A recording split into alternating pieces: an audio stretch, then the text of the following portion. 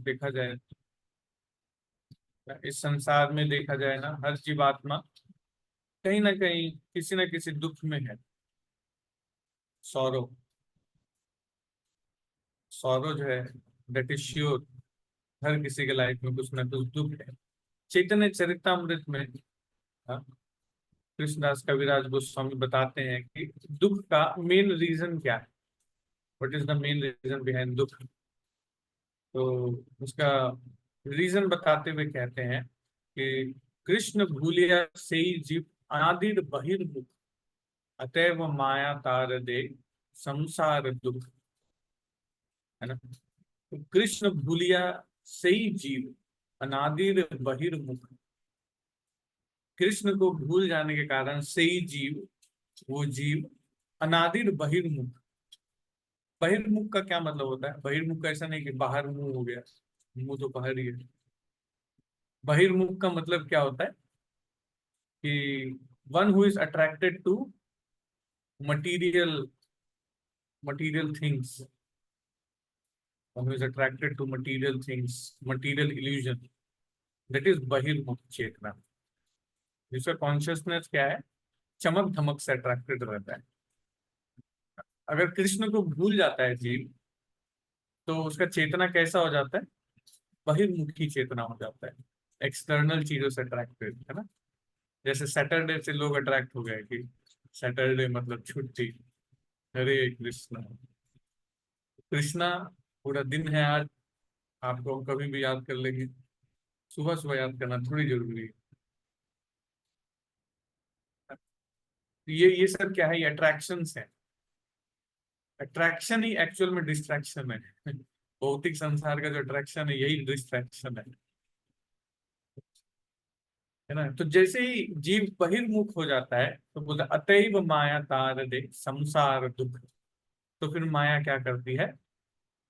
इस संसार का दुख जो है पेमेंट कर देती है ना? आप काम करते हैं तो सैलरी मिल जाता है, तो माया भी पेमेंट देती है।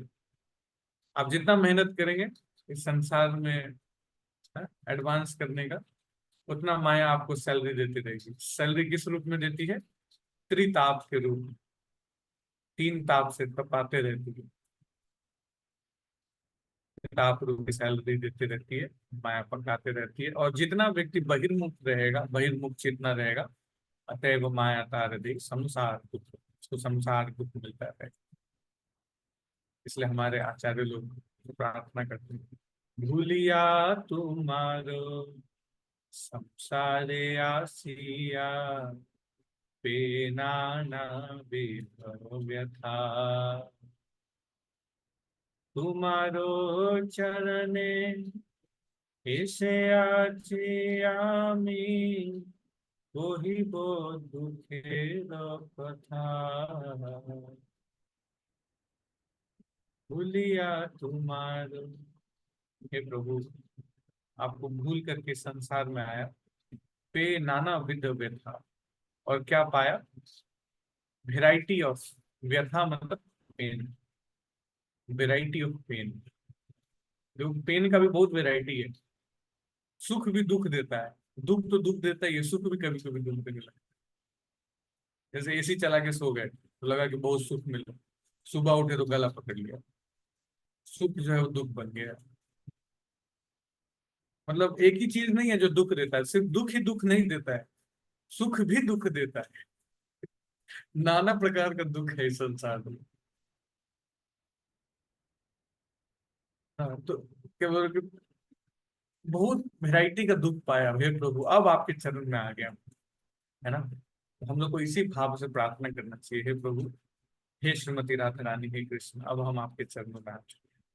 हाँ, जैसे छोटा बच्चा होता है ना, तो पॉटी कर देता है, गंदा कर देता है, लेकिन माँ उसको रिजेक्ट नहीं करती है ना? ऐसे ही हम लोग को भगवान से, राधा रानी से प्रार्थना करना चाहिए कि हे श्रीमती राधा रानी, आप एक्सेप्ट कर लीजिए, आप माँ हैं। हाँ, हरे कृष्णा तो कर रहे हैं, लेकिन हमारा भाव नहीं है हरे कृष्णा करने वाला। लेकिन आप मेरे को रिजेक्ट मत कीजिए, आप मेरे को रिजेक्ट मत कीजिए, आप मेरे को एक्सेप्ट करके रखिए। भाव नहीं है, वो मेडल्स लेने के लिए हम भी हरे कृष्णा कर लेते हैं, ये एक मेडल होना चाहिए कि हम बहुत धार्मिक हैं। इसके लिए हम हरे कृष्णा करते हैं, भक्ति के लिए हरे कृष्णा नहीं करते हैं, धार्मिक बनने के लिए करते हैं। तो ऐसे ही राधा रानी से प्रार्थना करिए, प्लीज रिजेक्ट मत कीजिए। संसार में आपको भूल करके आ गए और बहुत दुख पाया, अब रिजेक्ट मत कीजिए, आप रिजेक्ट मत कीजिए। और आपको स्मरण करने के लिए इसलिए हम चैंटिंग कर रहे हैं ना। चैंटिंग करते हुए भी स्मरण नहीं होता है भगवान, पूरा जप निकल जाता है प्लानिंग करते करते, भगवान का स्मरण नहीं होता है। तो भगवान का स्मरण कैसे होगा? तो भगवान की कृपा से ही होता है। ध्रुव महाराज को भगवान हृदय में दर्शन दे दिए। हाँ, अब उनको समझ में नहीं आ रहा था कि कैसे ग्लोरिफिकेशन करें भगवान का। तो भगवान क्या किए, शंख टच कराए, तो फिर ध्रुव महाराज ग्लोरिफिकेशन करने लग गया भगवान। गुण रूप नाम लीला, तो गुण रूप नाम लीला का ग्लोरिफिकेशन कब होगा? जब हमको खुद भगवान कृपा करेंगे। तो भगवान की कृपा के लिए हम लोग को प्रार्थना करना चाहिए, प्रेफुल मूड में चैंटिंग करेंगे, तो फिर जरूर है कि भगवान कृपा करेंगे। तो नाम जप जो है वो सच में नाम जप हो पाएगा, है ना। नहीं तो अक्षर जप चलता रहेगा, सिलेबल्स। अक्षर जप नहीं करना, हम लोग को नाम जप करना है। नाम जप भगवान की कृपा से ही होता है। तो हम लोग को ये स्मरण रखना है ना कि भगवान को हम लोग भूले हुए हैं, इसी कारण से कष्ट है। और उसको स्मरण, भगवान को स्मरण करने का जो सबसे अच्छा तरीका है वो क्या है? का नाम है। हरे कृष्णा कृष्ण कृष्ण हरे हरे, हरे राम राम राम हरे हरे। श्री नाम अमृत की जय, श्रील प्रभुपाद की जय।